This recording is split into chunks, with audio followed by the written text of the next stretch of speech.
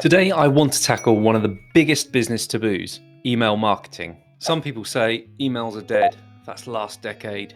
And yes, it's true, open rates are down, click-throughs are down also, and it's harder than ever to get people's attention. Many will scroll through their inbox, hitting delete, delete, delete, without a second thought.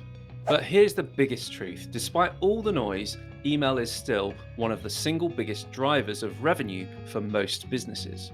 Now imagine sending 14 emails in 10 days. For many business owners, just the thought of that feels impossible. That's too much. People will think I'm pestering them. But let's be real, the price of not getting past that fear is lower sales and a weaker business. Think of it this way. If you were to only read 2 pages of a 300-page book, would you stop? Of course not. You'd keep going. And the same is true for your customers. They need to hear from you multiple times because they make decisions at different speeds. So the key isn't just sending 1 or 2 emails and hoping for the best. It's frequency and system. Every message is another opportunity for someone to hear clearly what you offer and why it matters. And here's where faith comes in. If you've been called to serve people with your product or service, if what you offer genuinely helps them, then isn't it your responsibility to get that message across?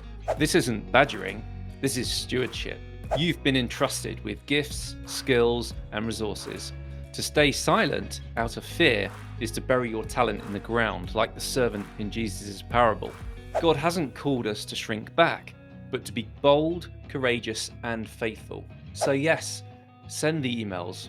Create campaigns with thoughtfulness, value, and care. Educate, encourage, inform. Be bold and brave in how you communicate, because you're not just selling, you're serving. If you stay quiet, you let down your potential customers who need what you offer. You let your team down, your family, even your God-given calling, because you were too fearful to step forward. Scripture says, God has not given us a spirit of fear, but of power, love, and self-discipline. That's from 2 Timothy. So this week, be bold, send the campaign. Don't fear being seen as pushy. Instead, see it as faithfully stewarding the mission and message God has given you.